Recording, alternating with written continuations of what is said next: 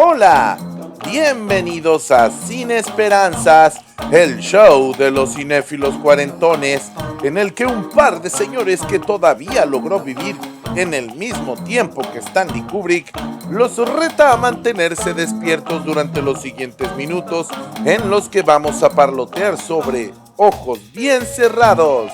de Stanley Kubrick.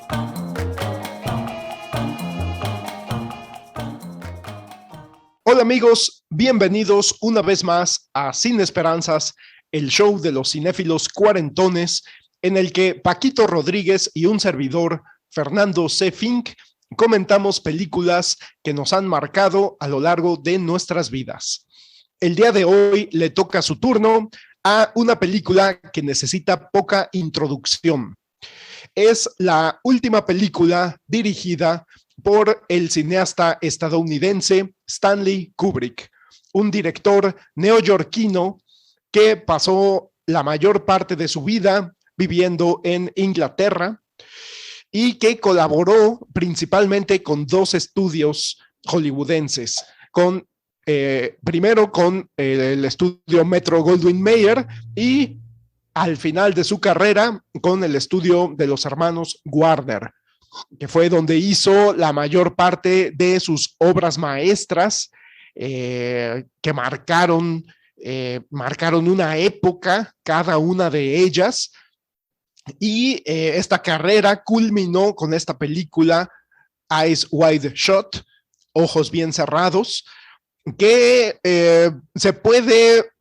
tal vez se puede catalogar como un thriller psicosexual. Me parece que ese era el término que manejaban en la campaña publicitaria. Stanley Kubrick fue un cineasta muy apegado a los géneros literarios y cinematográficos. Fue un cineasta que hacía películas bélicas o películas de ciencia ficción. Una película de ciencia ficción con la cual revolucionó el género para siempre, una película de terror, de fantasmas, varias películas de guerra, y finalmente hizo esta película que se podría catalogar en cierta forma como un thriller, como un viaje de descubrimiento, aunque pienso que es más bien una película que es un viaje de autodescubrimiento, de un personaje que se conoce muy poco a sí mismo y que a lo largo de la trama, que sucede prácticamente en un espacio de 48 horas, o más bien en un tiempo de 48 horas, es un personaje que sabe muy poco sobre sus propias emociones y a mi parecer este es un viaje del héroe en el que este doctor neoyorquino descubre que tiene muchas emociones y muchos sentimientos adentro de él, que realmente se ha pasado toda su vida sin entrar en contacto con ellos. Pero de eso yo comentaré un poquito más tarde. Ahorita debo introducir los datos esenciales de esta cinta. Es una película que está basada en una novela publicada en Viena en 1926, escrita por Arthur Schnitzler, un médico que se volvió escritor de novelas, de cuentos, de obras de teatro, y fue contemporáneo de Freud y no fue amigo de Freud, pero se admiraban mutuamente. Tenían mutuamente una admiración uno hacia el otro por su visión de la humanidad, por su visión de la psique humana. Freud decía que Arthur Schnitzler comprendía cosas sobre la mente humana que él solo había podido descubrir a lo largo de horas y horas y horas de psicoanálisis en un consultorio, y decía que Arthur Schnitzler intuyó todas estas cosas sobre la mente humana y las plasmaba en sus obras literarias y dramáticas. Y esta novela tiene por nombre Relato Soñado, puesto que es una vivencia de este hombre que tiene un viaje que pareciera que se sumergió en un sueño. La novela está ambientada a principios del siglo XX en la Viena, en Austria, en la Viena victoriana, y narra esta aventura de un hombre que de repente siente celos hacia su esposa, cosa que nunca había sentido porque es un hombre macho, machista, que de repente descubre que sí puede sentir celos por su mujer, y entonces se sale a la calle porque recibe una llamada, el llamado para acudir a la casa de un paciente suyo que acaba de morir, pero que después se embarca en una aventura, una odisea de intentar vengarse de su esposa, cobrar una revancha sexual por estos celos que le surgieron única y exclusivamente por una fantasía que esta mujer tuvo cuando salieron de vacaciones un verano, y en ese verano ella tuvo fantasías eróticas con un hombre que estaba también de vacaciones, y al contarle estas fantasías a su esposo, este médico de Viena, desata en él este viaje de autodescubrimiento. Y Kubrick decidió ambientar la película a finales del siglo XX en Nueva York. Y Kubrick pasó la mayor parte de su carrera en Londres, viviendo en Londres y filmando en Inglaterra. Básicamente filmaba películas cerca de su casa, a 40 minutos, a 60 minutos, a 90 minutos, cuando mucho de su casa. Era impresionante la suerte que tenía Kubrick para encontrar locaciones que no estuvieran muy lejos de su casa, pero que se adecuaran a la historia que estaba narrando. En el caso de Eyes Wide Shut, pues no tenía locaciones parecidas al Nueva York de finales del siglo XX, por lo que decidió filmar su película en los estudios Pinewood, estos estudios que están en la ciudad de Londres, estudios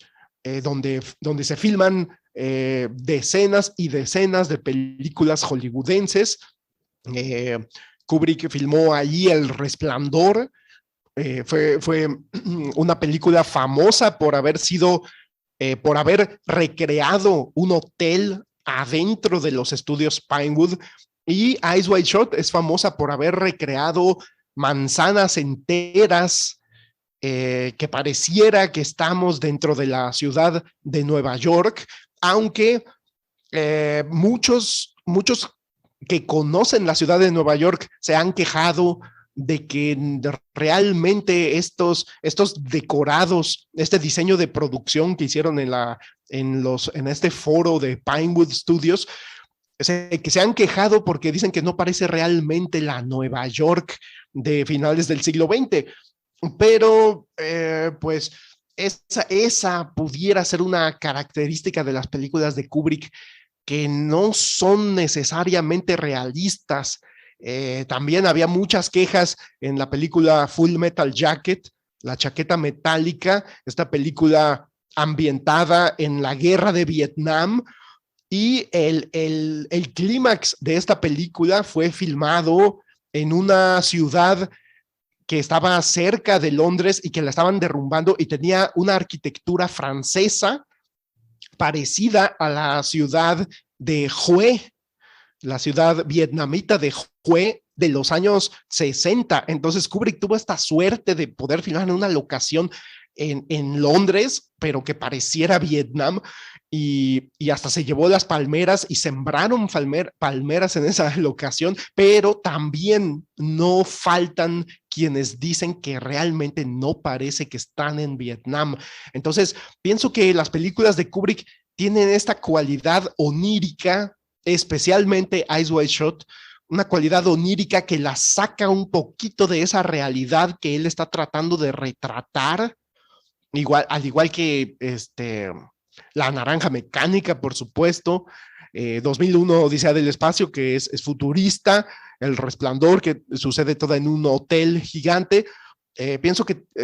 Kubrick tenía una cualidad onírica en sus películas y pienso que Eyes Wide Shut se caracteriza por esto porque es una película que habla sobre los sueños, habla sobre las fantasías y me parece que entonces en ese caso se puede justificar en cierta medida que estamos viendo una Nueva York que, que, que sí se siente en buena medida como falsa o como si estuviéramos dentro de un sueño. Pero bueno, me gustaría conocer tu opinión, Paquito, al respecto de esto y en general al respecto de la película Ojos Bien Cerrados. ¿Tú cómo viviste esta película, Paquito? Ah, pues mira, bien interesante. Yo creo que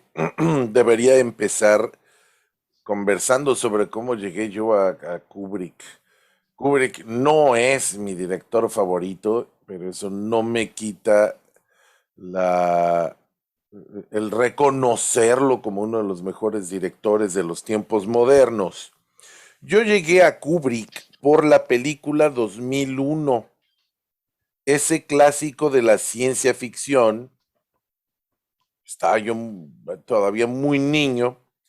y fue mi papá quien lo llevó a la casa y claramente lo hizo en un video beta pirata. Ya después nos resarcimos comprándola en DVD y Blu-ray original. Yo la quería ver porque pues, era en el espacio y yo estaba en mi época, en mi etapa más hardcore de Star Wars y cualquier cosa que era en el espacio, pues para mí era derivada de Star Wars, ¿no? Recuerdo que me gustó en lo general, aunque no alcancé a entender todo. Aquí está una de las características más importantes del cine de Kubrick. Aunque la gente no entienda todas las capas de interpretación que tienen sus películas, las pueden disfrutar y hasta llegar a ser muy populares. Tú puedes, como espectador casual, quedarte con la trama y permanecer ahí sin problemas. Al lector más profundo, al que le gusta encontrar y comprender la complicada trama del tejido cinematográfico, pues se ve recompensado con una serie de capas de montaje intelectual muy complejas e interesantes.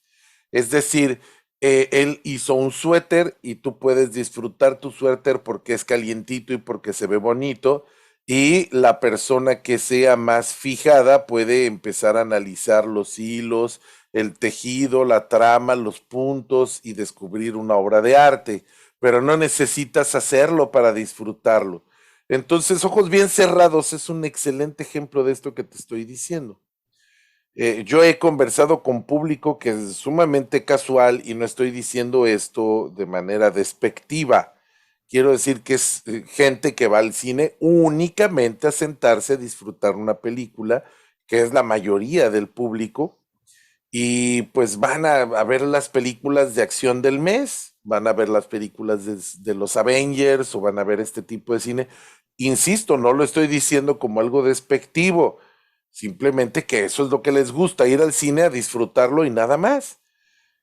A lo mejor van por el morbo de las secuencias más subidas de tono que tiene la película. Finalmente es uno de los desnudos más explícitos y más hermosos que tiene Nicole Kidman en el cine. A lo mejor van porque la trama es lo suficientemente parecida a un thriller como para que los interese y porque cuenta con dos actores de primera línea del cine más convencional, Tom Cruise y Nicole Kidman, que en ese entonces eran una de las parejas más cotizadas en el medio. Tanto Nicole Kidman como Tom Cruise habían subido cada vez más alto, vertiginosamente. Su matrimonio les ayudó a los dos en su carrera. Estaba por terminar ese matrimonio, así que esta película viene a resultar el final de esa época en sus vidas. pero son actores que también saben actuar. Es decir, Tom Cruise no siempre es buen actor, pero cuando se lo propone y cuando el papel se lo exige, sí es buen actor. Y eso lo ha demostrado en varias ocasiones. Y Nicole Kidman es una mujer que tiene una serie de papeles que le son fáciles de interpretar y que los hace con toda comodidad y holgura, pero cuando se le exige más, da más. Simplemente refiéranse a esta película de Lars von Trier, Dogville, y pueden ver de qué es capaz Nicole Kidman. Y por supuesto que en esta película no es la excepción. Y yo creo que el ojo de Kubrick era muy bueno para elegir personas que al mismo tiempo que eran o que podían resultar atractivas y populares para el público, eran buenos actores. Un ejemplo también muy claro es en La Naranja Mecánica, porque pues Malcolm McDowell no solamente tiene cara de diablo y es un villanazo cinematográfico, nada más por su rostro y su pinta, sino que también es un gran actor, es un actor muy, muy comprometido con su trabajo hasta cuando hace churros. Entonces yo pienso que eso es lo más importante, que Kubrick hizo una película, muchas películas, que se pueden vender como películas comerciales, que tienen tramas convencionales, que tienen que se pueden disfrutar en este nivel, en una sola cama, una sola capa muy convencional, y en esta primera capa de experiencia cinematográfica, tú puedes estar bien cómodo o puedes ir agregando niveles y más niveles y más niveles de interpretación que enriquecen la experiencia cinematográfica. Entonces, así como cuando yo vi 2001 y no entendí ni papas, pero sí la disfruté porque me satisfacía como público. Era una película entre de ciencia ficción y de terror y con sus momentos tensos. Yo no necesitaba entender todo lo filosófico de la película y toda la obra de montaje intelectual para poder disfrutarla. Y de hecho, pues fue una película que tuvo mucho éxito comercial. No recuerdo, no soy experto en Kubrick, pero creo que no tuvo realmente nunca un fracaso muy, muy grave que le hubiera costado o que hubiera puesto su carrera en peligro alguna vez, salvo tal vez el problema de Naranja Mecánica, pero eso es algo que se puede discutir en otro programa. Pero también puedes penetrar esta película y meterte más adentro, e irle rebanando capa tras capa, desde el montaje en cámara, desde cómo elige poner los elementos en la cámara para convenir un mensaje con su público, la coreografía perfeccionista que tienen sus planos secuencias, hasta la puesta en cuadro, que van construyendo sentidos en cada emplazamiento. Esta película de Ojos Bien Cerrados habla sobre la desconfianza, habla sobre la fantasía, habla sobre el machismo, habla sobre cómo podemos ir construyendo y castillos en el aire, y esos castillos pueden ser peligrosísimos y pueden ser tan peligrosos como la realidad. En fin, hay muchos elementos oníricos, muchos elementos filosóficos, muchos elementos de contemplación y de momentos contemplativos en ese montaje que nos permiten profundizar las temáticas de la película, pero también se puede quedar como un thriller normal y convencional de un tipo que descubre una sociedad secreta y que esa sociedad secreta, por guardar su secretismo, válgame la redundancia, va a ser capaz de matar y de perseguirlo y de, en fin, ¿no? La película también se puede quedar en ese nivel, también puede quedarse en el nivel erótico, nos presenta, sale Lily Sobieski en un papel ahí un poco lolita, un poco perverso, salen las escenas de la orgía, salen las escenas sexuales con Nicole Kidman, sale la fantasía sexual de su personaje, que además es una fantasía sexual que fue rodada sin tener a Tom Cruise presente en el rodaje. Tom Cruise todavía era esposo de Nicole Kidman. A él no se le permitió saber qué se estaba haciendo y puso Stanley Kubrick a Nicole Kidman a filmar metraje tras metraje de posiciones sexuales eróticas fuertísimas. Y yo creo que el profesionalismo de Nicole Kidman se ve, pero ese tipo de trabajo de Kubrick, esa manera de permanecer o de mantener a sus actores separados para que mantengan esa desconfianza, en la actualidad ya no hubiera podido existir porque ya se considera una violencia contra los actores, una violencia de género y una violencia de mil cosas, ¿no? Es algo que solo Kubrick podía conseguir y que transmite esa desconfianza al público, que cuando Nicole Kidman se ríe de Tom Cruise, es decir, el personaje de Nicole Kidman se ríe y se mofa de el ego del doctor que piensa que no podría ser capaz de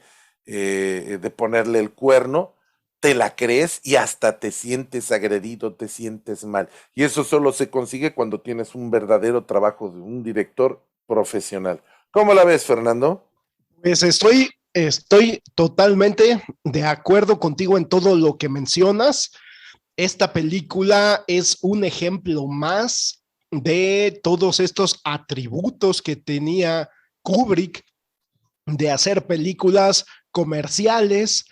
con actores famosos como Jack Nicholson, como, como Ryan O'Neal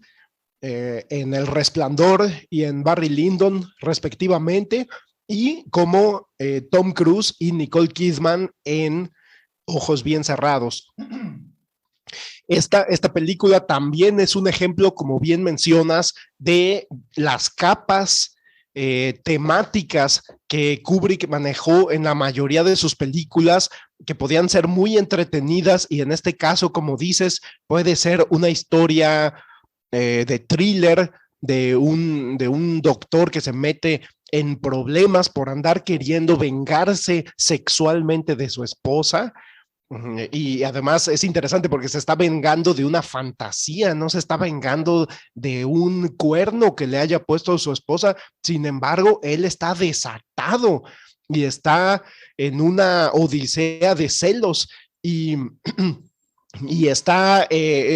por accidente, cuando se complica la trama, está metido en un problema porque hay una secta, como bien mencionas, que lo está amenazando y que le dice, deja por favor de investigar, deja de indagar en esto que nosotros hacemos, estos rituales como sexuales paganos que vino a descubrir el personaje de Tom Cruise y que al final se resuelve la trama y al final, bueno, pues ya no pasó nada, ok, ya te explicamos cómo fue que estuvo la cosa, nosotros no matamos a nadie, la mujer se murió solita de una sobredosis, y entonces ya se resuelve esta subtrama de hasta cierto punto detectivesca y entonces ya Tom Cruise puede llegar con su esposa a resolver la trama principal de esta odisea de venganza, de celos y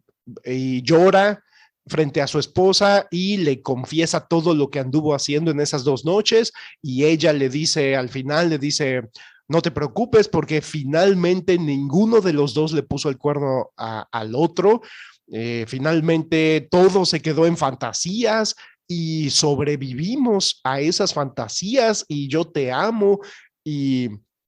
y pues no se puede decir que vivan felices para siempre, pero sí pienso que es el final más optimista de la carrera de Kubrick y yo lo pondría junto con el final de La chaqueta metálica en donde este soldado dice, estoy en un mundo de mierda, pero estoy vivo y no tengo miedo. Y en este final de Ojos Bien Cerrados, su esposa le dice, yo te amo y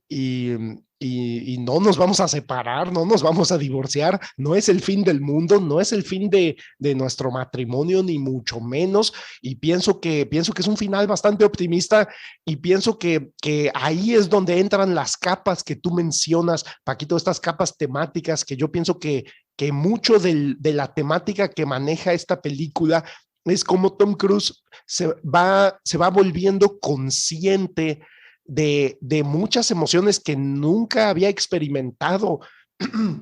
Experimenta los celos, la indignación, el enojo, la confusión. Es una odisea de emociones, el miedo, la culpa que experimenta en estas 2 noches, que al final lo llevan a una catarsis, que estalla frente a su esposa y le dice, te voy a confesar todo, y se lo confiesa. Entonces, pienso que es una historia que al final este matrimonio puede llegar a pasar a un nuevo grado de madurez, porque Nicole Kidman le dice, hay algo que tenemos que hacer lo más pronto posible.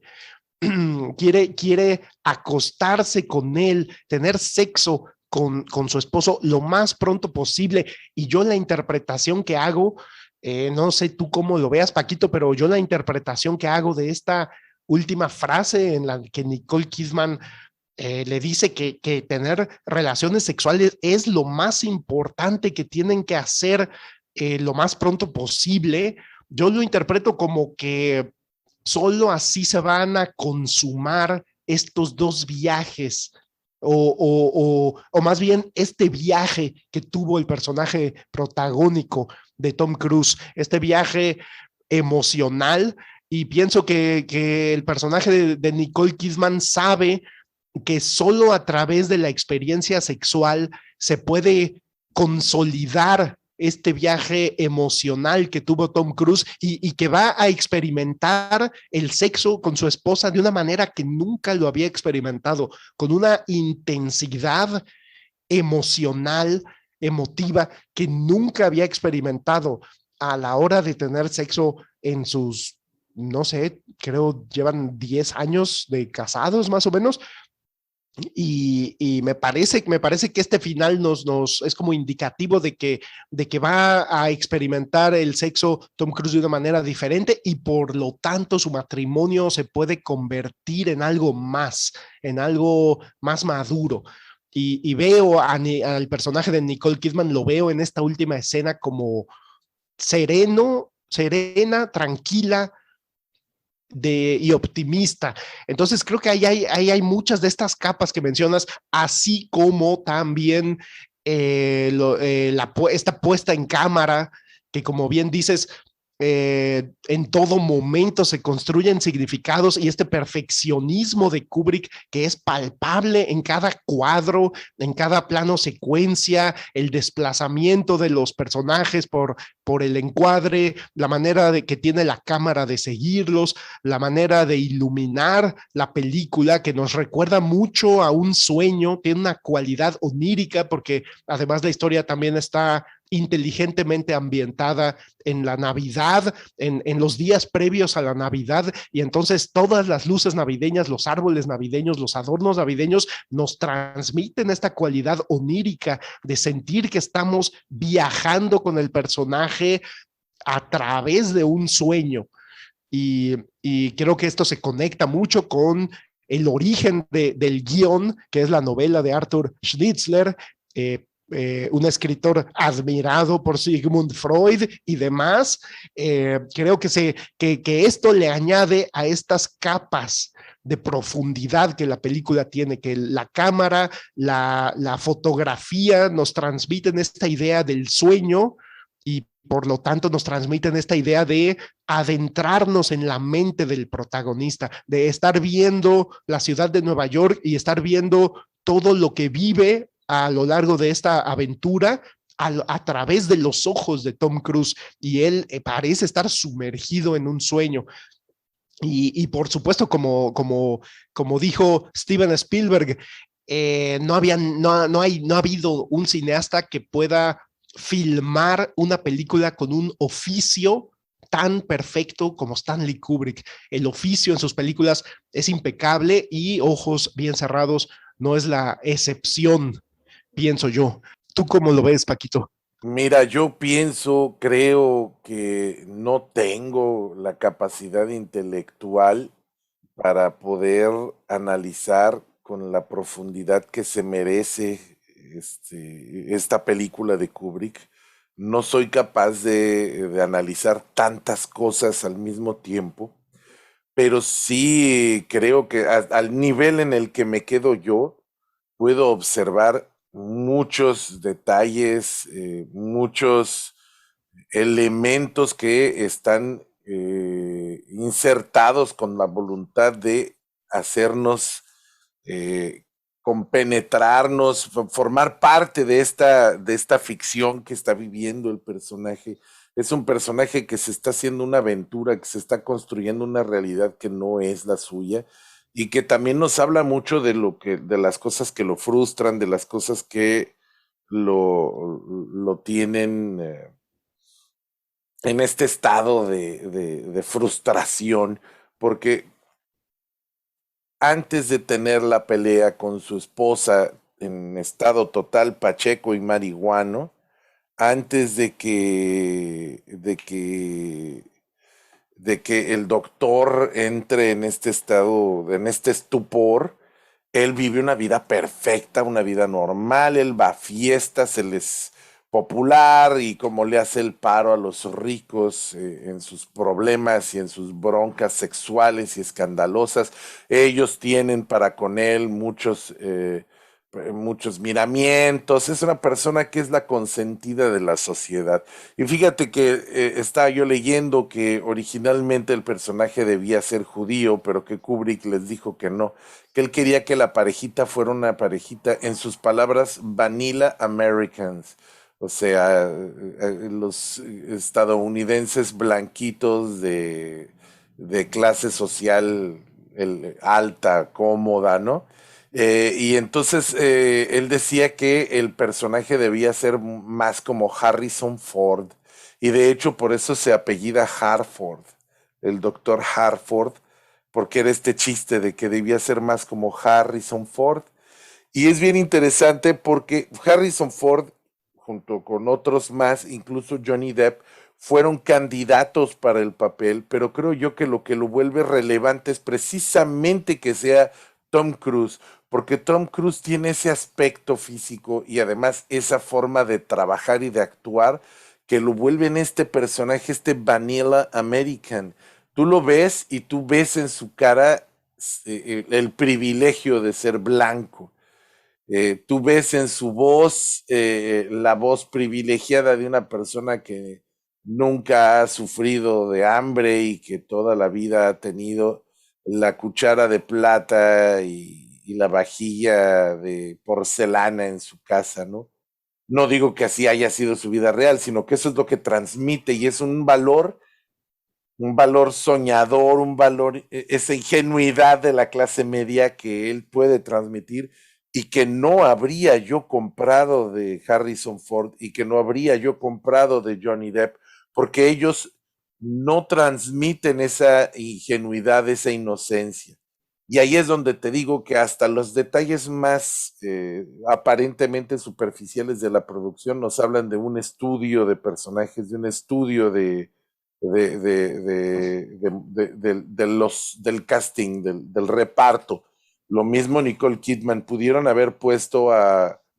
quien fuera y yo creo que no habrían tenido esa mezcla de inocencia y de agresividad que tiene Nicole Kidman. Nicole Kidman es una persona que puede verte con un nivel de ternura asombroso y de repente levanta una ceja y te da miedo y lo sigue siendo ahora ya de grande, sigue teniendo esa capacidad de transmitir ternura y miedo, agresión y sumisión, y puede hacer esos cambios con una facilidad impresionante, y eso es algo que no habría podido hacer cualquier otra actriz, ¿no? La que se te ocurra. A mí eso me parece sumamente relevante de esta obra, me parece que era necesario. Tienes a Lily Sobieski que hace un papelito chiquitito y yo no me imagino a nadie más haciéndolo. No son reemplazables, nadie en esa película es reemplazable. Sidney Pollack, que era director de películas, haciendo ahí un papel más o menos importante y tú lo ves y lo ves dirigido como un actor y lo ves contenido como un actor. Incluso por ahí leí anécdotas de que la escena del billar se tardó muchísimo tiempo en ser filmada porque Sidney Pollack llevaba tan estudiado el papel que Kubrick le cambiaba cada shot, cada toma, le cambiaba las cosas del lugar para que fuera un poco más natural, para que fuera un poco menos contenido. Y me parece que me habías contado, tú creo que fuiste tú el que me contó que ese papel originalmente lo iba a tener Harvey Keitel, pero que no le aguantó estar repite y repite y repite y repite tomas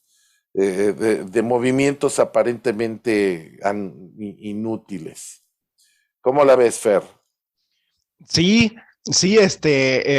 yo fui el que te comentó esa anécdota de Harvey Keitel que no soportó haber filmado no sé cuántas veces habrán sido, 50, 60 veces esa toma en la que camina desde la mesa de billar hasta la mesa del cuarto de billar y le abre la puerta a Tom Cruise y este entra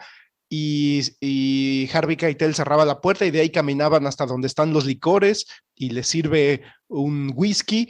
Y sí, como tú dices, aparentemente es una escena sencilla, pero Kubrick tenía esto que Nicole Kidman decía que era impredecible, que muchas veces podían ser 3, 4 tomas, 5, 6, que para Kubrick no eran nada, y de repente podían ser 60 y, y que había que estar preparado porque podría ser que rápido te dijera ya, pasemos a lo siguiente y tú dijeras, ¿qué onda? Eh,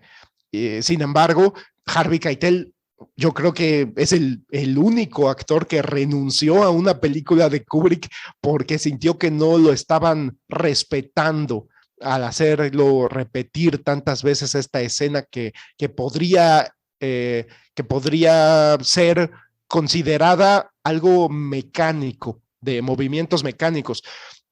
Y sí, como dices, Sidney Pollack se nota que está dirigido por un maestro, a pesar de ser Sidney Pollack él mismo un director de cine. Es evidente que se puso en las manos de Kubrick y que Kubrick lo dirigió y a mi parecer su interpretación es de este millonario amigo del personaje de Tom Cruise, es impecable. Yo no sabía eso que mencionas de que llevaba tan estudiadas sus líneas que Kubrick le tuvo que cambiar elementos toma tras toma para hacerlo más natural. Eso yo no lo sabía, pero es muy interesante y pienso que se convierte en una más de esas de una de esas anécdotas sobre la forma de dirigir de Kubrick que era tan diversa, tenía tantas herramientas que un actor te va a decir que lo dirigió de una manera y otro actor te va a decir que lo dirigió de otra manera y Peter Sellers te va a decir que lo exhortaba a improvisar